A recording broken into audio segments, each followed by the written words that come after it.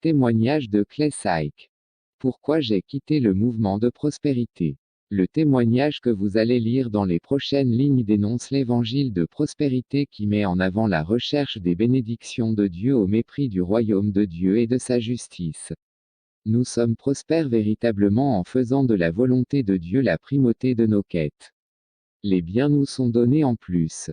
L'inquiétude quant aux biens matériels est une attitude païenne. Le chrétien qui se respecte sait que son Dieu l'attend dans une attitude de contentement et de paix vis-à-vis du lendemain. Ce n'est pas un témoignage de conversion, mais plutôt l'expérience que Clay, chrétien désireux de plaire à Dieu dans ses finances, a vécu en mettant en pratique tous les principes de la prospérité qui lui avaient été enseignés. Confrontés à la parole de Dieu, ces principes ne peuvent tenir. Nous vous souhaitons une bonne lecture. Dieu vous bénisse. Il y a bien des années, le Saint-Esprit m'a dit, renonce au système des récompenses selon le monde, pour apprendre à recevoir selon le royaume. Si tu marches en accord avec le système de ce monde, tu deviendras dépendant de ses récompenses. Après avoir reçu cette parole, j'ai mis des années à comprendre le sens profond de ces deux systèmes, et l'incompatibilité qui existe entre eux. Avant tout, je conclus que ces deux systèmes sont en conflit permanent.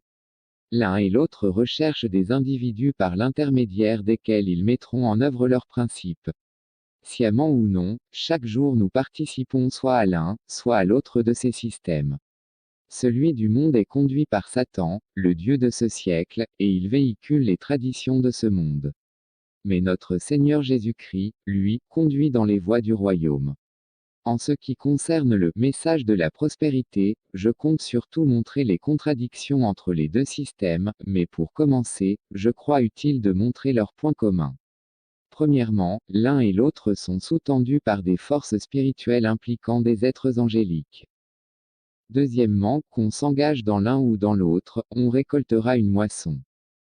Enfin, l'un et l'autre comptent de nombreux membres marchant tout dans les voies du système auquel ils se sont attachés. Ces voies deviennent des modes de vie, et les modes de vie deviennent des traditions. Dans notre existence quotidienne, les choix que nous avons constamment à faire vont nous relier soit à l'un, soit à l'autre de ces systèmes.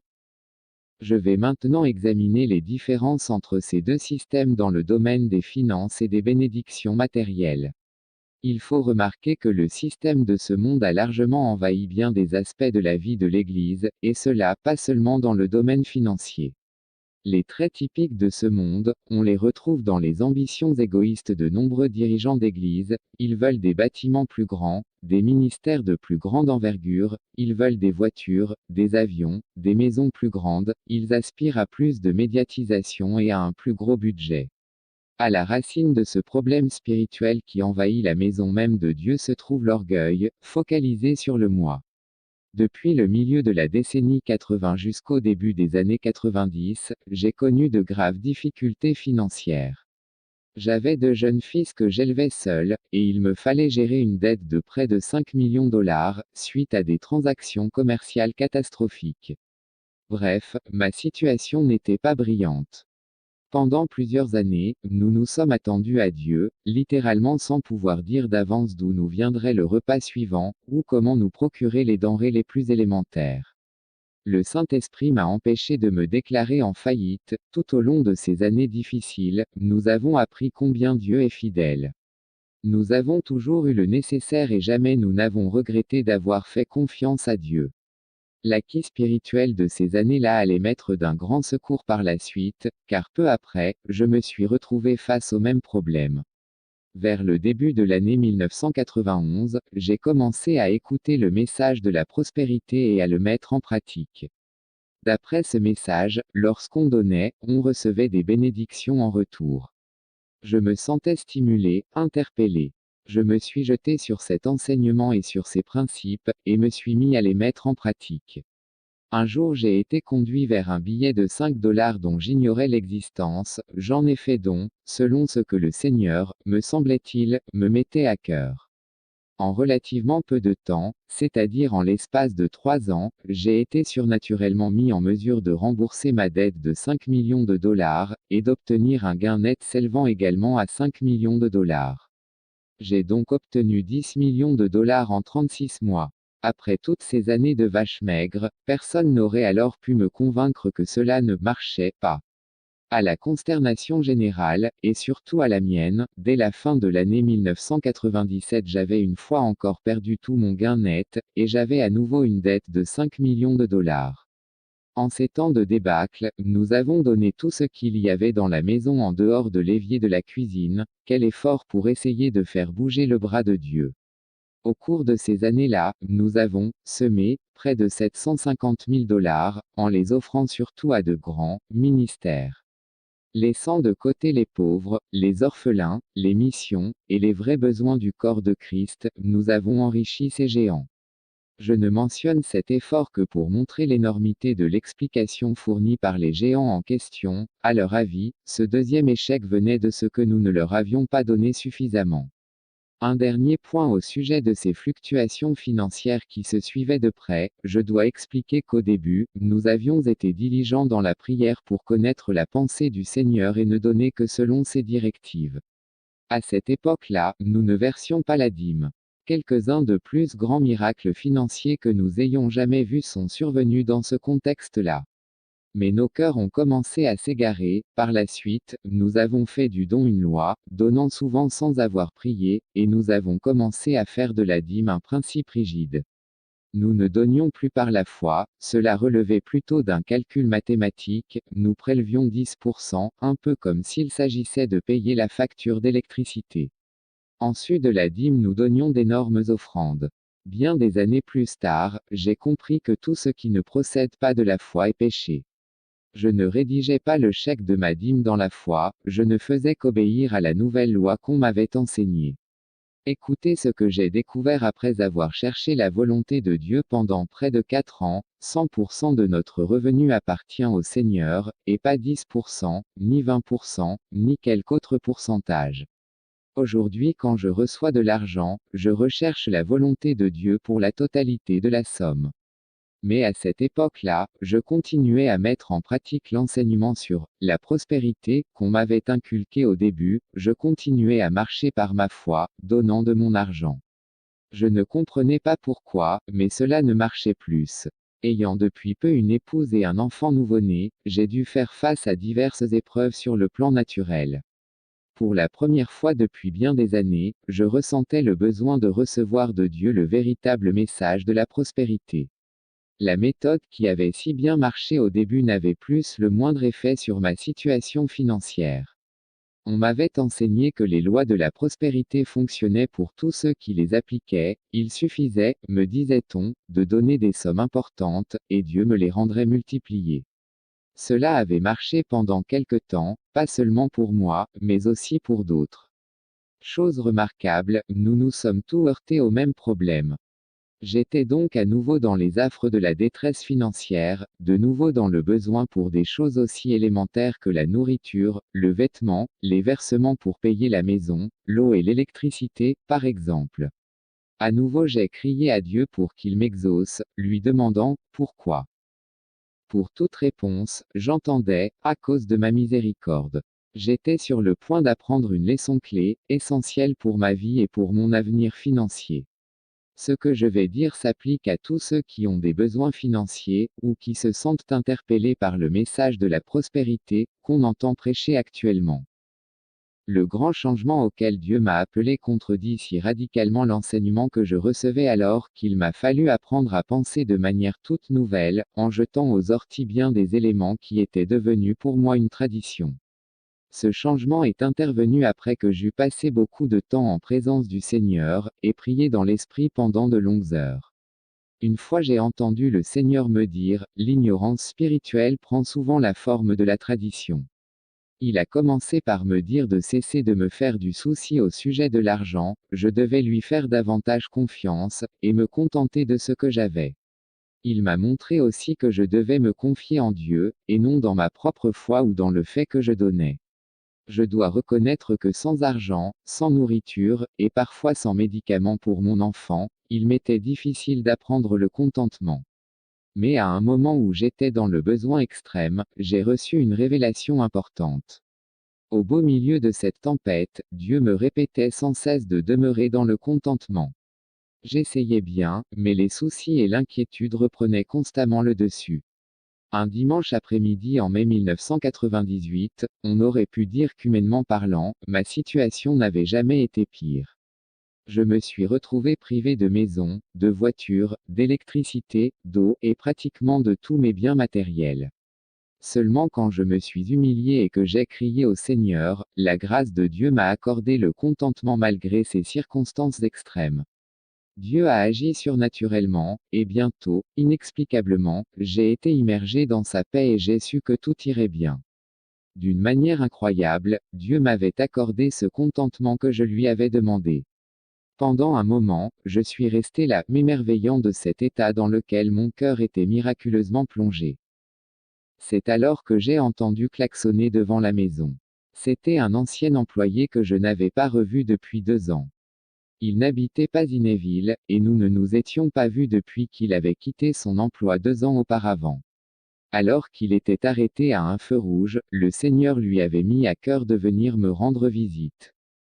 Il ignorait tout de ma situation dramatique. Après un bref échange de salutations, il m'a dit, Clay, ça m'ennuie énormément de te poser cette question, mais est-ce que tu as un besoin financier? Sans même me laisser le temps de répondre, il a ajouté, je sens que Dieu veut que je te bénisse sur le plan financier. Bien sûr, le don qu'il m'a fait ne réglait pas tous nos problèmes, mais il nous a permis de parer à bien des besoins pressants. Alors que j'étais dans le dénuement, il m'a secouru, mais Dieu m'a fait la grâce de saisir ce principe spirituel, c'est en effet une grande source de gain que la piété avec le contentement, 1 Timothée 6/6. Le contentement divin libère en nous l'onction de Dieu, et alors nos besoins sont comblés non seulement sur le plan spirituel, mais aussi sur le plan matériel. Depuis cet événement, le premier en son genre, cette révélation l'a apporté du fruit à maintes reprises dans notre vie. L'argent n'a pas de pouvoir sur moi, parce que c'est Dieu qui pourvoit à mes besoins, et je me confie en lui. À présent, en ce qui concerne les questions financières, je ressens une paix qui dépasse tout ce qu'on peut comprendre, et qui ne dépend aucunement du montant de mon compte en banque. En cherchant d'abord la volonté de Dieu, j'ai libéré la main du Seigneur, il prend soin à présent de tous mes besoins. Quel contraste entre ce contentement-là et le message dit de la prospérité. Ce dernier nous dit, si vous n'êtes pas satisfait de votre situation financière actuelle, vous pouvez faire mieux. Offrez donc à Dieu des dons qui vous coûtent vraiment, de préférence par l'intermédiaire de notre ministère, et Dieu sera obligé de vous bénir en retour. Ce mouvement apprend à être insatisfait, exactement comme on l'est dans ce monde. On met l'accent sur vous, et sur ce que vous pouvez faire, au détriment d'une confiance totale en Dieu. Le système de ce monde se fonde exclusivement sur ce que nous pouvons faire pour nous-mêmes. Dans le royaume de Dieu, on fait confiance à la bonté de Dieu pour nos besoins, quels qu'ils soient. Il ne s'agit pas de nous, mais de lui. Un mystère est une vérité cachée qui vient à la lumière. Je crois que ce qui suit est un message de Dieu, si vous voulez entrer dans la bénédiction de Dieu, il vous faut absolument apprendre à être satisfait. Contentez-vous de ce que vous avez, et Dieu vous donnera de boire l'eau de puits que vous n'avez pas creusé, et d'habiter dans des maisons que vous n'avez pas bâties. Arrêtez de creuser et de bâtir indépendamment de lui. Un chrétien qui désire être riche chutera à coup sûr, aussi sûrement que celui qui se sera cru assez fort pour défier les lois de la pesanteur. Fuyez les ambitions égoïstes, Philippiens 2/3, et l'amour de l'argent, 1 Timothée 6/10. Reconnaissez que ces symptômes-là viennent de la vieille nature charnelle. Fuyez-les comme la peste, l'insatisfaction empêche les bénédictions de Dieu de se manifester librement. Si vous êtes dans le repos et le contentement, les épreuves ne vous abattront pas. Le contentement détruit l'inquiétude, le doute, la peur, et les ambitions impies. Courir après l'argent, c'est se laisser happer par le système du monde, car toutes ces choses, ce sont les païens du monde qui les recherchent. Luc 12:30. Ce qui nous est demandé, c'est tout simplement de chercher d'abord le royaume de Dieu, de prier, de rechercher la pensée du Seigneur, et d'obéir. Alors Dieu veillera à ce que toutes ces choses, tout ce dont nous avons besoin matériellement et financièrement, arrivent jusqu'à nous. Ce que Dieu m'a fait comprendre a complètement bouleversé mes conceptions religieuses. Courir après la bénédiction bloque le flot de la bénédiction divine. Chercher la bénédiction au lieu de chercher Dieu, c'est fuir une bénédiction qui voudrait nous atteindre. Quand on est entièrement centré sur Dieu, et pas sur l'argent ni sur la bénédiction, non seulement nous recevrons ce qu'il nous faut, mais encore nous ferons l'expérience de la bonté et de l'abondance de Dieu. Ensuite la voix douce du Seigneur m'a communiqué une autre révélation: un pauvre peut convoiter les biens terrestres tout autant qu'un riche, ou même davantage. Ceux d'entre nous qui avons eu à faire face à de graves dilemmes financiers avons certainement péché en convoitant des biens matériels, je sais que je suis dans ce cas. Le message de la prospérité est un enchantement pour l'oreille du chrétien qui subit une épreuve financière, mais de manière très subtile, il nous centre sur la recherche de la bénédiction pour elle-même. Aujourd'hui, la pensée de bien des prédicateurs se focalise davantage sur les bénédictions que sur Dieu. Ils nous abreuvent de formules et de procédés pour obtenir la bénédiction. Quelle ironie, ces formules consistent bien souvent à faire des offrandes pour leur ministère, pour eux-mêmes, et pour leur programme. Dans une large mesure, cela explique l'état critique de l'Église actuelle. Nos yeux sont fixés dans la mauvaise direction, nous cherchons la bénédiction de Dieu et non Dieu lui-même. Puisse le Seigneur nous pardonner. Pour ceux d'entre nous qui regardons la télévision, il ne se passe guère de jours sans qu'une émission ne nous exhorte à semer dans la bonne terre de tel ou tel ministère. Ce genre d'appel arrive à la fin d'un message particulièrement émouvant, nous apprenant que tel serviteur de Dieu se lance dans la construction d'édifices, qu'il a besoin d'un nouvel avion à réaction, ou qu'il entreprend telle œuvre magistrale pour Dieu. Il se peut que certaines de ces exhortations viennent de Dieu, mais ce n'est pas souvent le cas. Il est bon de donner à certains ministères, mais cela ne court pas les rues. Dieu clame à l'adresse de son peuple: toutes les fois que vous donnez, soyez conduits par mon esprit agissant au-dedans de vous. Ne vous laissez pas berner par des messages qui viennent vous chatouiller les oreilles, par tout ce battage, par les divertissements, par ces messages qui manipulent vos émotions. Reconnaissez que tout cela vient de ce monde, et quittez ce système du monde qui a envahi ma maison. Ayant siégé au comité de direction d'un des plus grands ministères de la prospérité de ce pays et même du monde, je suis bien placé pour savoir ce qu'est le message. C'est vrai, je ne veux pas jeter le bébé en même temps que sa couche souillée. Mais j'en suis convaincu, il est capital que l'Église en prenne conscience: ce message est largement faux.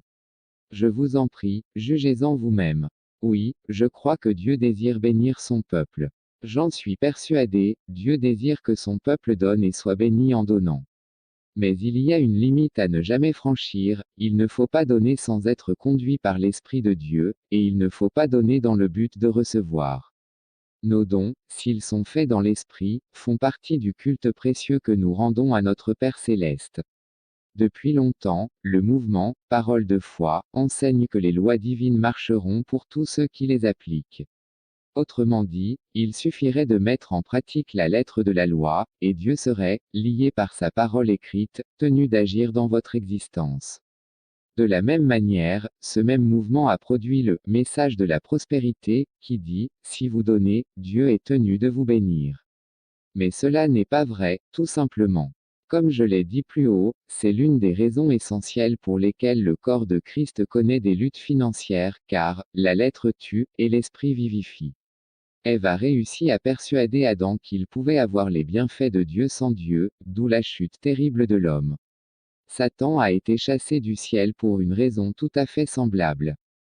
Oui, Dieu bénit nos offrandes quand nous donnons joyeusement, pour l'honorer, pour obéir à son esprit. Mais si notre motif est d'obtenir quelque chose de lui, et c'est là pour l'essentiel le message de la prospérité, nos motifs sont souillés, ils sont l'expression de notre propre justice. Et tout cela ne mène qu'à la religiosité, à l'orgueil, et à l'égoïsme. Clé Psych. Source: blogdi.com